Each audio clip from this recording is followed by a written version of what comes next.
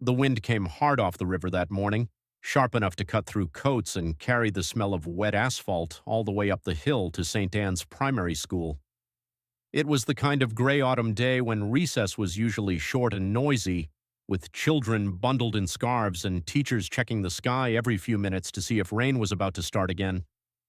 By 10:15, the first grade classes had just been led onto the lower playground. The children spilled out in a burst of sound, rubber soles squeaking against the painted blacktop, lunchbox conversations carrying over the metallic clatter of the swings. Sister Margaret, who had supervised morning recess at St. Anne's for nearly 20 years, stood near the chain-link fence with a thermos in one hand and a whistle around her neck. At 68, she moved more slowly than she once had, but she missed very little. She could spot a brewing argument from 30 yards away, a loose shoelace from 20, and an incoming storm from the way the pigeons gathered on the church roof. So when the bird suddenly vanished from the yard all at once, she noticed. Every sparrow that had been hopping under the benches lifted in a single flutter and disappeared over the gymnasium roof. The starlings on the power lines rose with them.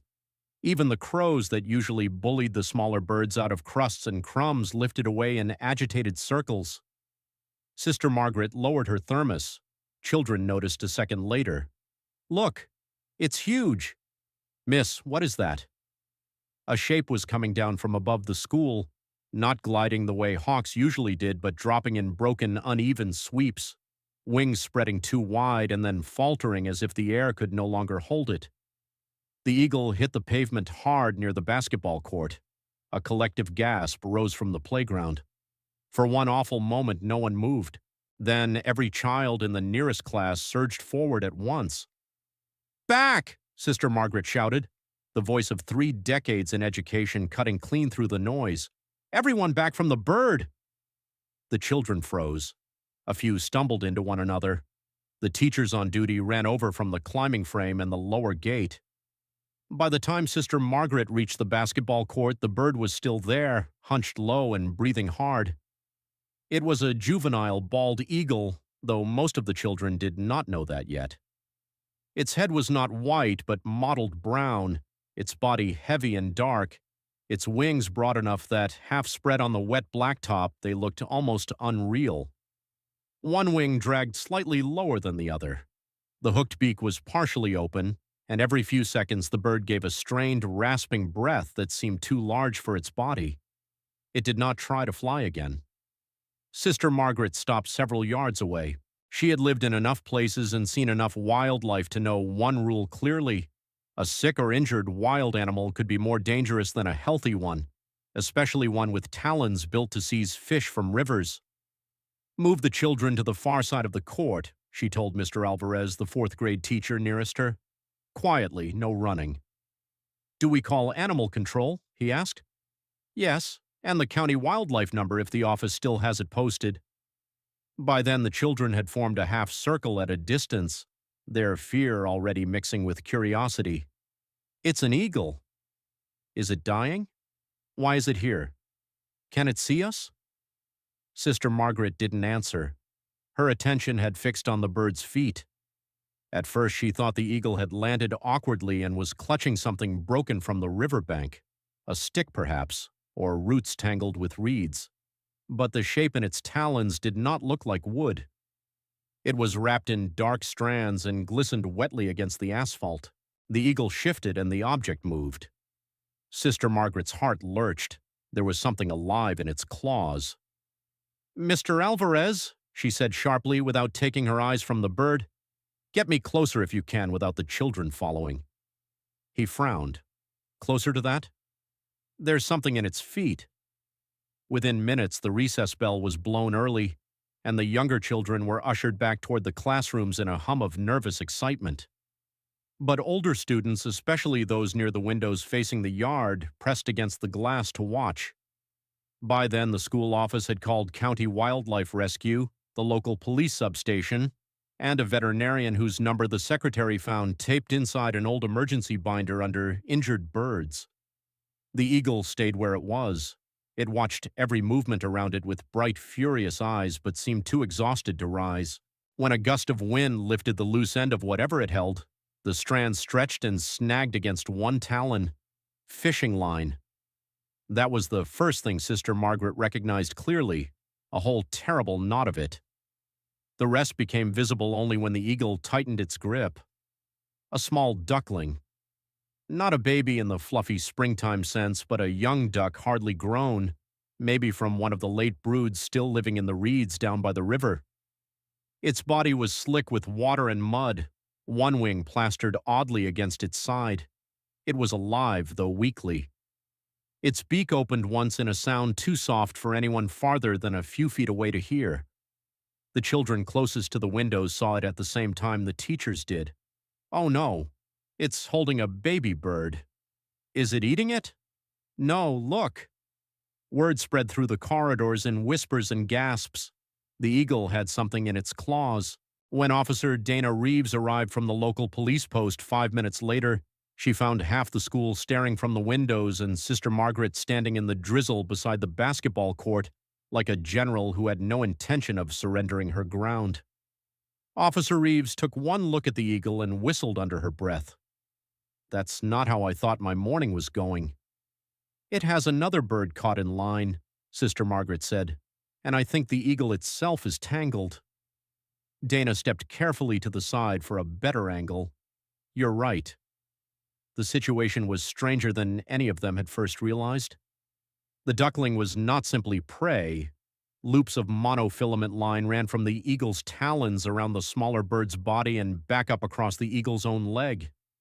A rusted fishing lure with 2 barbed treble hooks dangled from the knot, one point buried in the leather strap of the eagle's jesses. Dana blinked. Hold on. What is it? Asked Mr. Alvarez. These aren't wild entanglement straps. This bird's been handled before. She crouched slightly, peering harder. I think it has telemetry gear. By the time County Wildlife Rescue arrived, the picture had sharpened into something even more unusual. The eagle wore a small transmitter harness under its feathers and a faded identification band on one leg. It was not a zoo bird exactly, but part of a regional raptor rehabilitation and tracking program for birds that had been injured young, treated, and released with monitoring devices. The program's director, Dr. Helen Ward, happened to be in the rescue truck when the school called. The moment she saw the bird through binoculars, she inhaled sharply.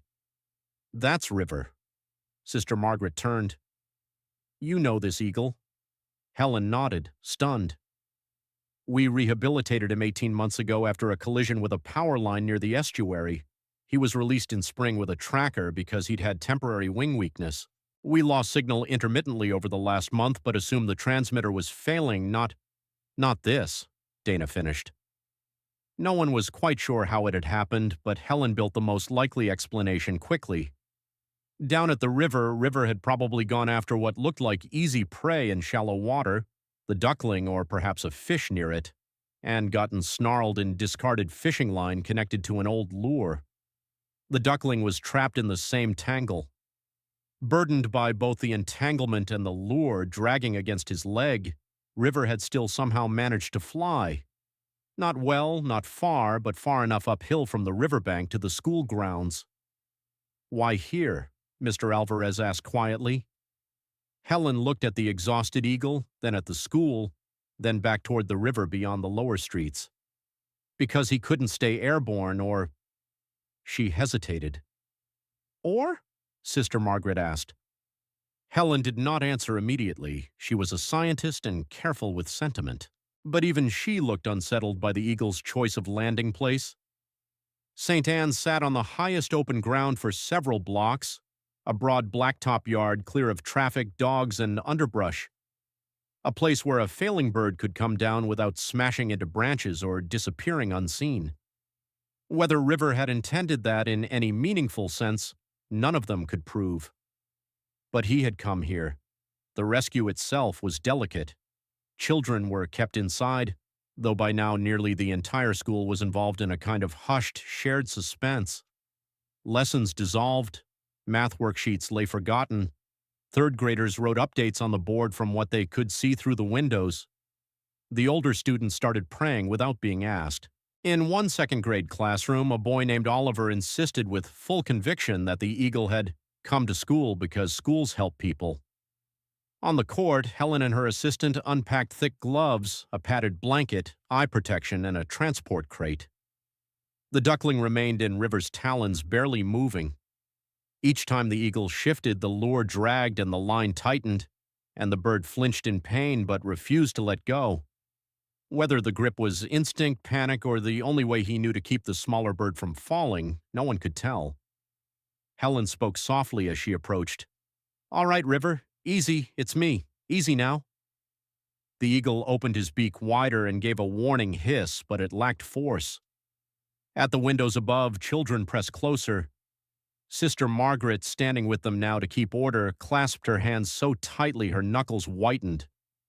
Helen moved with the expertise of someone who had done this many times and knew exactly how dangerous it still was. One smooth motion with the blanket, one controlled pin of the wings, one gloved hand securing the legs above the talons, and the eagle was safely restrained. He fought for only a second before sheer exhaustion overtook him. The duckling slipped free as the line loosened. A small cry went up from the children inside. "It's alive!" Mr. Alvarez looked ready to cry himself.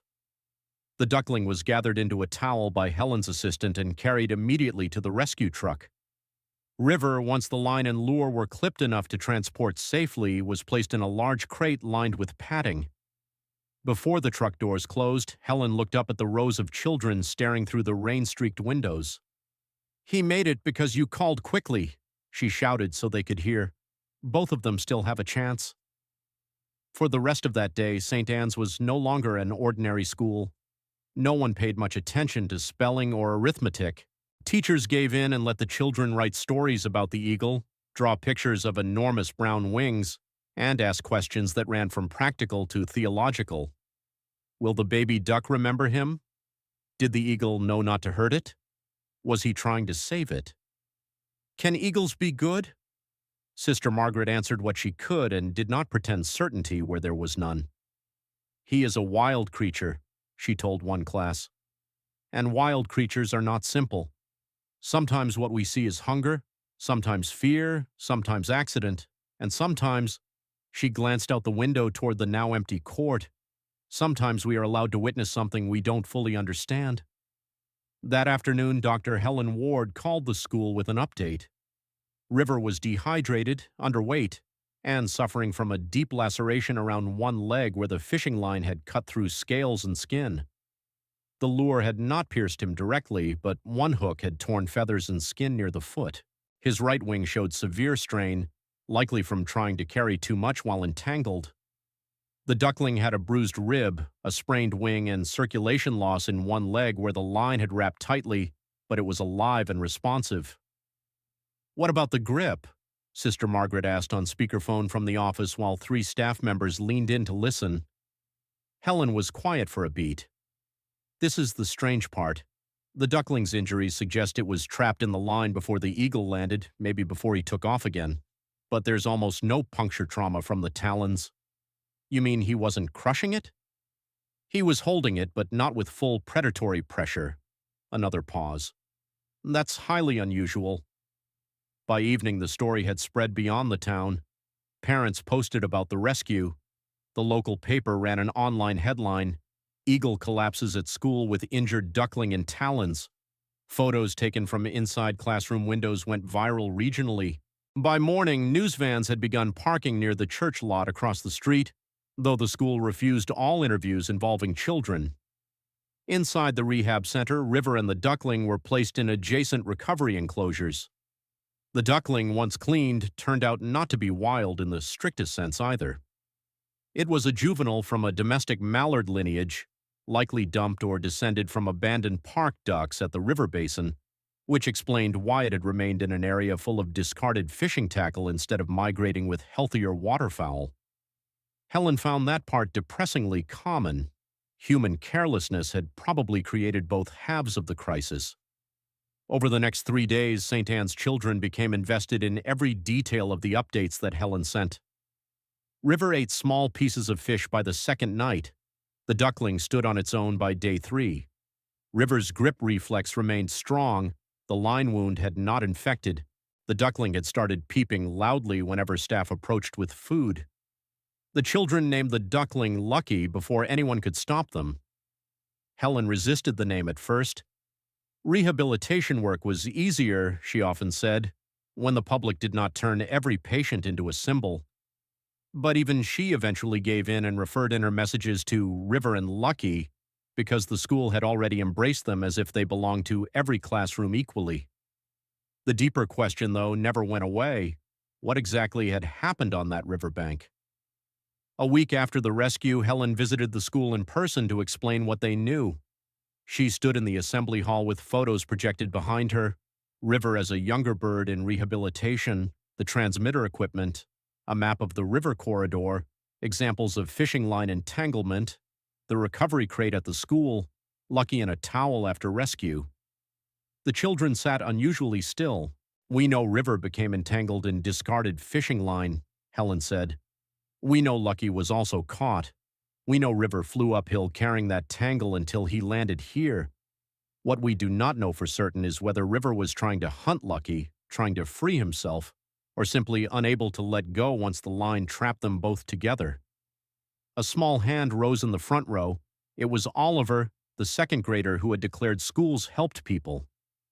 "But if he wanted to eat Lucky," he said, "why didn't he?" Soft laughter moved through the teachers, but Helen nodded seriously. "That is an excellent question." She clicked to the next slide, a close photo of Lucky's body taken during treatment, fine red marks from line, bruising, but no deep puncture wounds. "We can only make careful guesses," Helen continued. "One possibility is that River first seized Lucky as prey but then became entangled and too exhausted to finish what he started. Another possibility is that Lucky was already caught in fishing line and River grabbed the line or the bird while trying to investigate. Either way, once River landed, he was no longer acting like a healthy hunting eagle. He was distressed, and because the talon pressure stayed limited, Lucky survived." Another child raised her hand. "So maybe he didn't mean to save Lucky, but he did anyway." Helen smiled despite herself. "Yes, that is possible." Sister Margaret, seated at the edge of the assembly, looked down at her folded hands. Children, she thought, have a way of making truth simpler without making it smaller. The school began a river cleanup project the following weekend. Parents, teachers, parish volunteers, and nearly 100 students turned out in boots and gloves to collect trash from the banks where the lower path met the water. They found bottles, cans, plastic bags, rotting bait containers, and more monofilament line than anyone had imagined. Hooks glinted in reeds, old tackle snagged branches, a rusted shopping cart sat half buried in mud near a storm drain. By noon they had filled 23 large refuse bags. The local fishing club, embarrassed by the attention, donated line disposal tubes and signage. The city council fast-tracked warning placards about wildlife entanglement. One of the older students designed posters that read, "What you leave behind doesn't disappear." Through all of it, River recovered. His wing strain improved with rest. The cut on his leg slowly healed. He remained fierce and difficult, which delighted Helen because it meant he had not lost his wildness. Lucky improved too, though more gradually. The little duck remained unsteady and his injured leg never fully regained normal strength. He would not be releasable into the river immediately, perhaps ever. River, by contrast, might be releasable again if flight strength returned fully and his tracking equipment could be safely updated. Then, in the third week, something happened that shifted the whole story once more.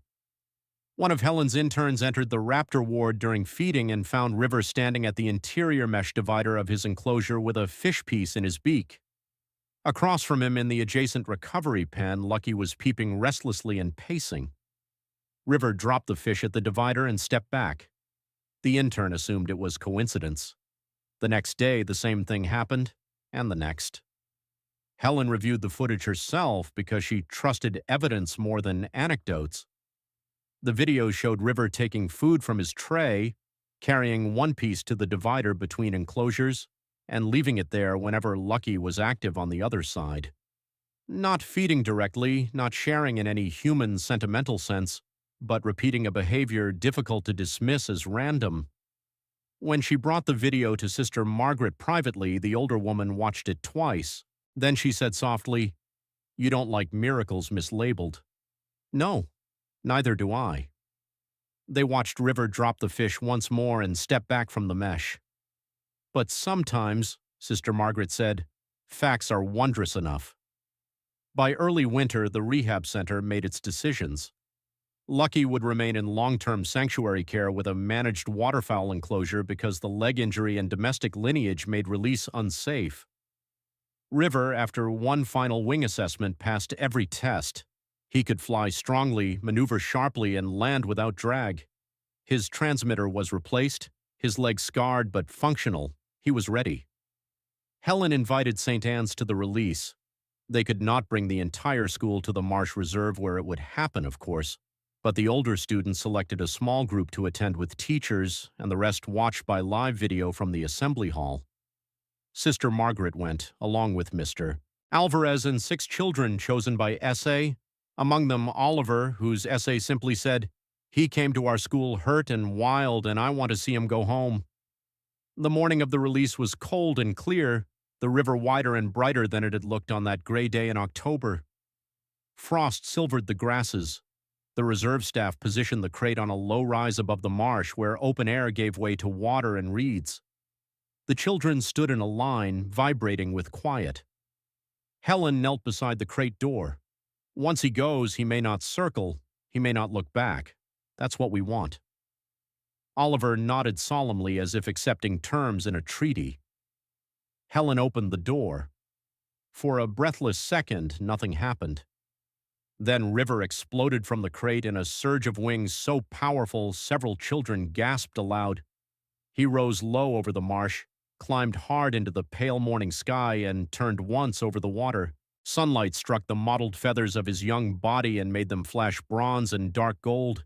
He did circle, once, broad and high. Then he angled toward the river corridor and vanished into distance. Some of the children cried. So did one teacher. Mr. Alvarez claimed later that the cold wind had gotten in his eyes and no one believed him. Back at the rehab center, Lucky remained. The duck became a kind of quiet mascot there, limping importantly through the sanctuary enclosure, stealing peas from bowls meant for others, and showing no obvious gratitude to anyone at all. The children of St. Anne's visited twice that winter and once again in spring. They brought drawings, questions, and donated coins collected from classroom jars labeled "For River and Lucky." Life at the school returned, as it always does, to ordinary concerns. Spelling tests, lost mittens, snow days, runny noses, Christmas plays, a broken radiator in classroom 3B, a playground dispute over whose turn it was to use the blue ball. But the story stayed. Years later, children who had stood at those windows would still remember the sight of the eagle on the wet basketball court, huge and breathing hard, a living tangle of danger and helplessness and mystery. Some remembered first the fear, some the duckling, some the strange silence that had fallen over the yard before anyone understood what they were seeing. Sister Margaret remembered the Talons, not because they were terrible, though they were, not because they held death, though they easily could have, but because inside them that morning was also one small life not yet gone. She thought about that often, about how close cruelty and rescue had sat together on the pavement, about how the same grip that might have killed had, for reasons no one could fully explain, failed to do so, about how a wounded creature had come down in a schoolyard full of children and by doing so had changed them. On the last day of the spring term, Oliver, now 1 year older and missing both front teeth, presented Sister Margaret with a folded picture he had drawn in thick crayon. It showed a huge brown eagle, a very round yellow duck, and a school with too many windows. At the top, he had written in careful block letters, "He came here because we help." Sister Margaret looked at the picture for a long moment before pinning it above her desk. "No," she said softly, though she was smiling when she said it. "Perhaps we help because he came.